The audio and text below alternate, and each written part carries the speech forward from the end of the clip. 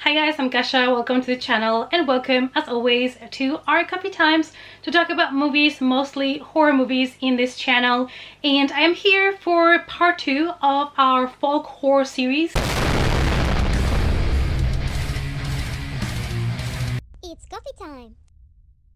So I did part 1 and I talked a little bit about the origins of folk horror and what it means. And also I talked about the first movies that had folk horror as a subgenre, as well as going up to the 2000s. So in the second part of the video, I'm going to be talking about all the folk horror movies that I really enjoyed from the 2000s on. So there's going to be some new releases here as well as some oldies. I feel weird saying old when it's only been like 20 years, maybe 18 years. But yeah, I'm here to talk to you about more folk horror movies. If you missed the first video, go check it out before you continue with this one. And if you've already checked it out, welcome. And let's start part 2. Let's start talking about one of my absolute favorite folk horror movies out there that happens to be a Netflix original, and I'm sure you heard me talk about this one before, but that is Apostle. I didn't know what I was gonna get when I started watching this film, and it became one of my favorites up until now, one of my favorites horror movies that Netflix has released. It's a period folk movie directed by Gareth Evans, and it is kind of like a roller coaster, and it's one of those movies that starts escalating until the point where you're just so mesmerized by everything that's happening that you cannot do anything else but just embrace it and love it. We're in London in 1905, and Thomas has returned home just to learn that his sister has gone missing. She is being held for ransom by a religious cult, so he's determined to get her back at any cost, and Thomas travels to the idyllic island where the cult lives. So he gets there thinking that he's going to be able to infiltrate himself. He's not telling people why he's actually there. He just pretends that he wants to join the community, and he starts learning about these people and what they do in hopes of finding and rescuing his sister. As he gets to know more and more about this community, he's going to realize that not only are they a cult, they also have something else, something evil in that island. This is a story centered about some pagan rituals, and it is bloody and it is intense, and one of my favorite things about this film is that the violence is out there on your face and they don't hold back. It is brutal, but at the same time, even though this movie is really dark, it's also really beautifully shot. We get a really creepy feeling about this place. You feel tense, like the director really manages to capture that atmosphere, and the movie just gets better and better, to be honest. The next movie is a movie that I found, I think randomly on Amazon Prime one day, and I decided to give it a watch, and I was impressed and surprised about this film. I didn't expect it to be this good, and that is The Wind, which is kind of like a Western horror folklore story. It was directed by Emma Tammy, and this is her directorial debut, so she is one to watch because this movie was so well executed. Lizzie is a tough, resourceful frontier woman settling a remote stretch of land on the 19th century American frontier. Isolated from civilization in a desolate wilderness where the wind never stops howling, she begins to sense a sinister presence that seems to be born of the land itself. Her husband says that she's just, imagining things, it's just superstition. So it kind of plays with that feminism of, men believing that women are crazy, which I really love to see. This is basically a portrayal of that in a way, and I love to see that. So Lizzie's fears start to grow and grow, and obviously there is going to be something supernatural happening in the place. I mean, The Wind is not really a ghost story about bloodthirsty spirits or anything like that. It is more about isolation and how overwhelming it is to be lonely in a place like this, completely cut off from society and the things that come lurking in the dark. It is an 86-minute movie, I believe, and it is so well paced that it's really going to give you chills. Do not expect jump scares in this movie, which is something positive. It just makes you feel this creepiness, just by the atmosphere and the shadows and everything. So it creates such a beautiful, like, eerie tale. Definitely recommend you guys if you have not seen it. The next one might be a little bit controversial because I know a lot of people did not like this film, and that is In the Tall Grass, which you can also find on Netflix. And I think I love this movie more than other people did because I read the novella that this was inspired by, which is written by Stephen King and Joe Hill. And I really loved that novella because it was just so brutal and so disgusting. And when I watched the movie, I know they changed a lot of things, and I know that they had to add things in order to have a full-length film because the novella is short. But I was quite satisfied, even though a couple of changes I did not enjoy so much. I still loved the film. A brother and his pregnant sister enter a field of tall grass to rescue a boy, but they soon realize that they cannot escape and something evil lurks in the grass. So we have this brother and sister driving, and they have to stop because the sister is pregnant and she gets a little bit of motion sickness, and they start hearing the screams of this boy that seems to come from the grass. And they make the mistake of going in and trying to rescue the kid, and they realize they can no longer get out of the grass no matter which direction they go to. They are unable to see because the tall grass is just too tall for them to see anything. They end up getting lost, and that is kind of how it starts. But it just gets so gruesome, and there was a scene in the book that I was afraid they were not gonna do in the movie, but they went there. They did. They just went there.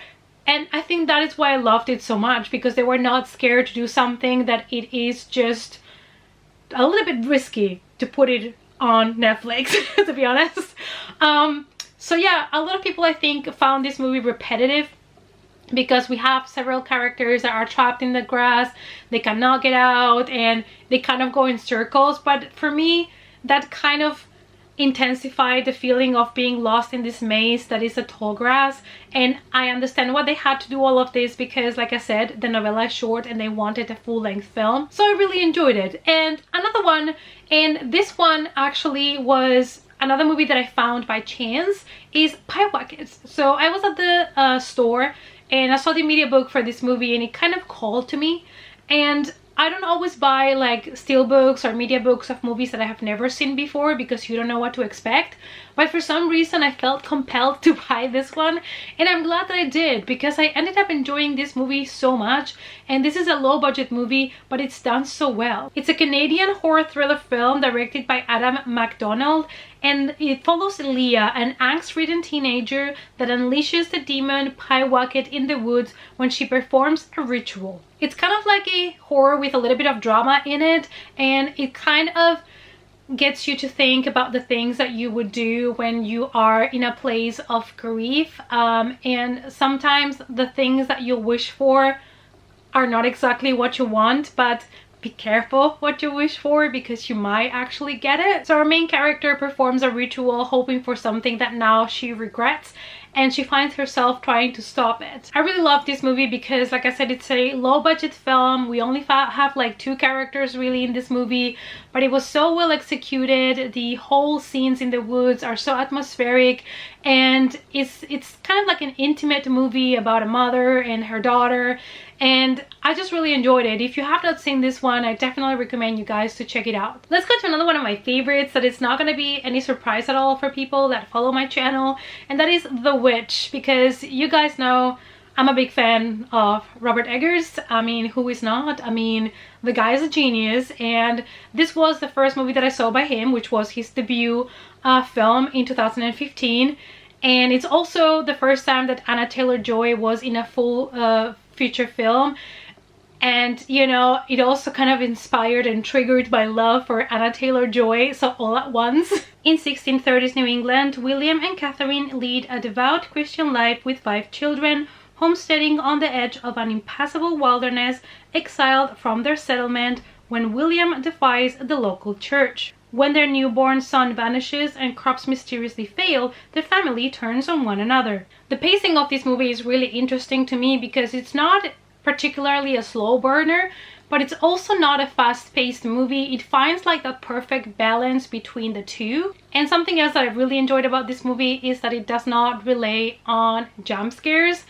It is telling such a powerful story, and it's utilizing all the elements that they have when it comes to cinematography, when it comes to the way the scenes are shot, to create this eerie atmosphere. You can see the family like slowly getting crazy, slowly kind of descending into madness, and it is created such a tension atmosphere, and it is building up the fantastic, amazing ending that the movie has. And another thing that I absolutely loved about this movie is the accent, which is something that is going to force you kind of to watch this movie with subtitles if you actually want to understand everything they're saying.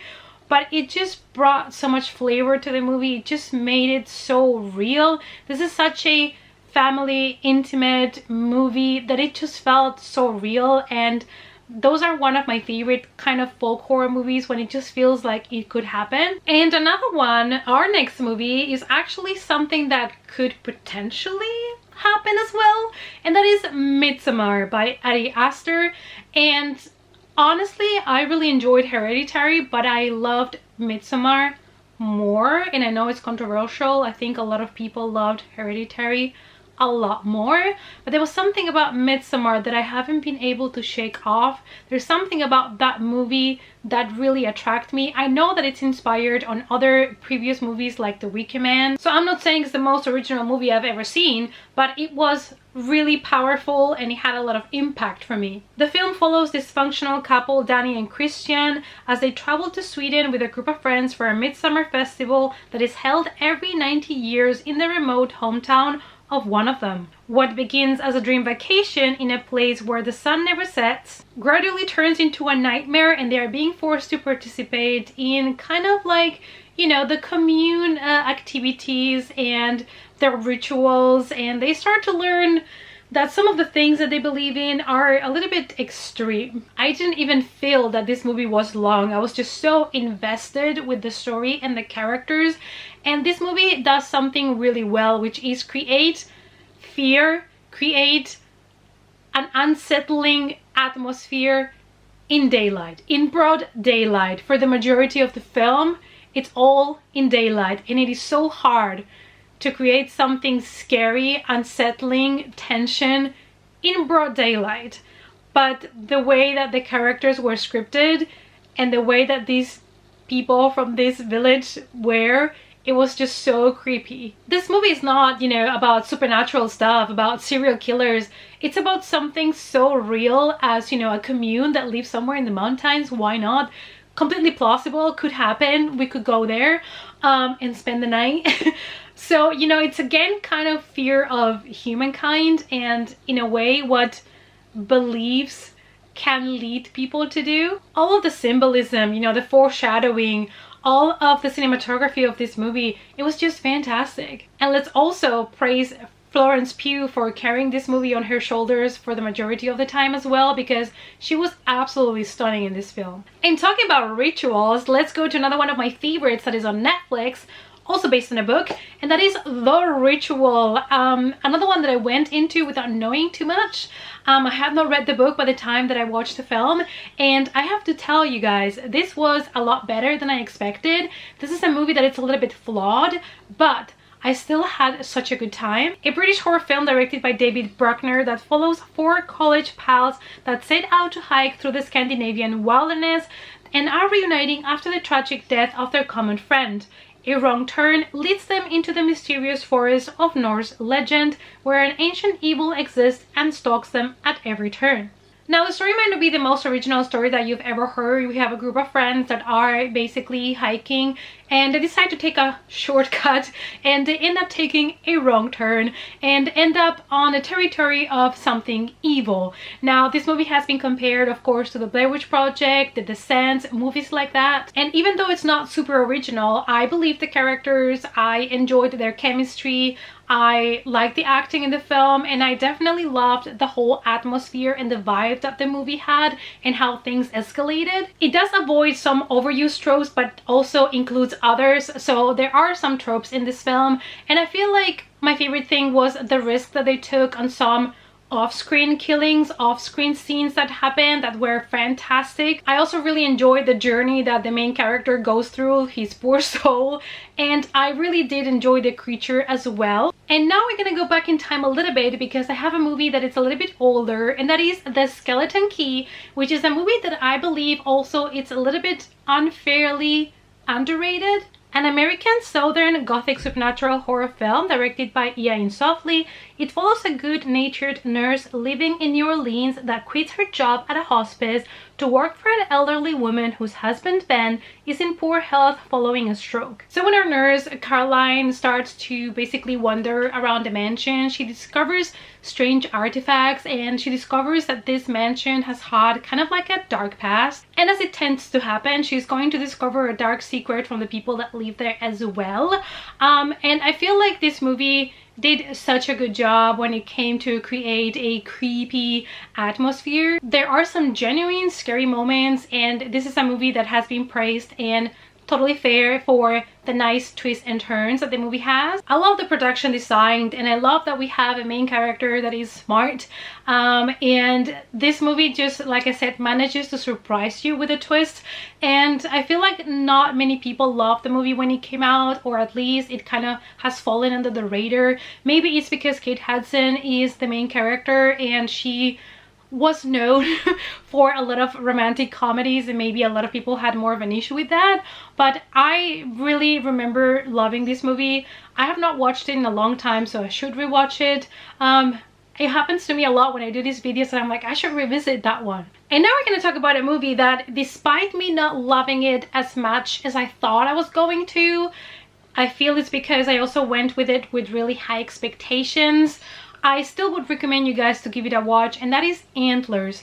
And I went to this one with really high expectations because the name Guillermo del Toro was associated to the film, mostly because he had something to do with the creature design.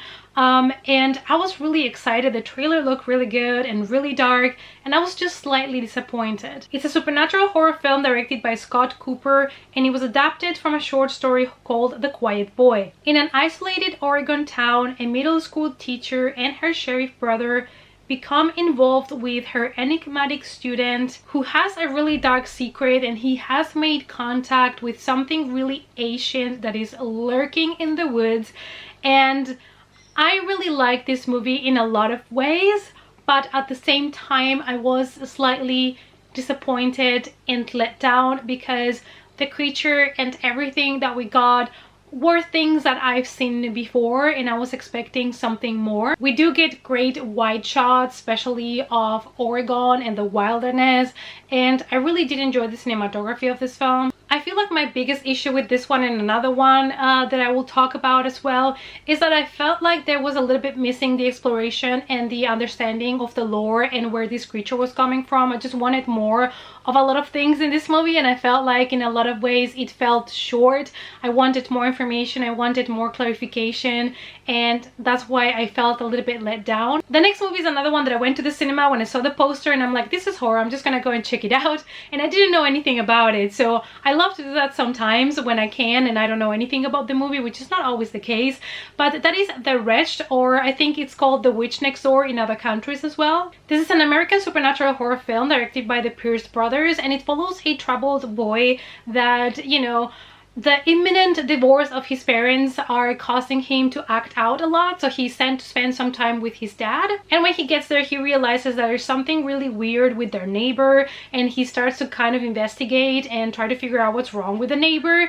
But there is a lot more in this movie. There are so many different elements of horror all mashed up together, which is something that, you know, might bother some people because it's not specifically one type of horror. I felt like there were many different elements attached to this movie. And this one, like Antlers, I felt like the whole lore, the whole kind of mythical creature thing was not as explained as I would have loved it to. I would have loved to know more about where all of this is coming from. I feel like in a lot of horror movies that are based on myths and legends and creatures, we get to see a lot of the creatures and the legends and stuff, but we don't get the full explanation and the background, and sometimes it's just nice to see. But I did have a lot of fun with this one, and even though it might be predictable at times, I still think that it is a fun, entertaining watch. The next one that I'm gonna talk about, honestly, I gave it a low low rating, but I feel like this is a movie that for the budget that it had is quite good, and it is a movie that I have not heard a lot about, so I decided to put it on the list because it might be an unknown movie to a lot of you guys, and I'm always trying to look for movies that maybe you don't know about, so I can recommend you to check out something that you haven't seen yet, and that is The Circle. This is a movie directed by Peter Callow, and it follows a university professor that takes 4 of his archaeology students on a field trip, and they find themselves on a remote Scottish island. With tensions already present amongst them, they find themselves unearthing clues to an ancient mysterious threat. You know, at the beginning I had my concerns because this is a low budget film, and sometimes these movies tend to be a little bit crap for me because everything feels so overdone, like overacted, and they try to do things that they cannot allow themselves to do with the budget that they have, and that is where most of these movies tend to fail for me. But I felt like, you know, I had a lot more fun than I expected with this movie. It was quite interesting and entertaining at its core. The acting was not the best I've ever seen, and I feel like my biggest issue with the movie was that specifically towards the end, there are some scenes that I feel like they went a little bit all out, even though they didn't have the budget to really make the scenes believable. So that would be kind of my biggest criticism on the film. But maybe this is a movie that you have never heard of and you're intrigued by it. That is my hope when I added it to this list. And now let's talk about a recent watch of mine that I've also reviewed on my channel, and that is a movie based on Dutch folklore, and that is Molok. A Dutch woman and her family are attacked by a random stranger one night, and she sets out to find an explanation. The more she digs, the more she becomes convinced that she is being hunted by something ancient. I feel like for the experienced horror watcher, this movie might be a little bit too predictable, and it does have elements that we have seen done before, but this is such a great, moody, atmospheric ghost story. And one thing that this movie really has that I love was great storytelling. I love the way that the director chose to tell us some information at times that was different from what would you expect, so he does defy a couple of tropes. One of my biggest critical points, I guess, would be that the CGI at times is a little bit abused, and by doing that it takes away a little bit that fear, that scary feeling that the viewer has when you put too much CGI like directly on the screen and you can tell it's CGI. But nevertheless, this was a beautiful ghost story, and it is based really loosely on a Dutch legend, so I would recommend you guys to check it out. And last but not least, I decided to put here a compilation of short horror stories because it is great for people that love folk horror. I feel like this movie was not perfect, maybe because it had 8 different stories, and that might be a little bit too long for a lot of people. And that is the Field Guide to Evil.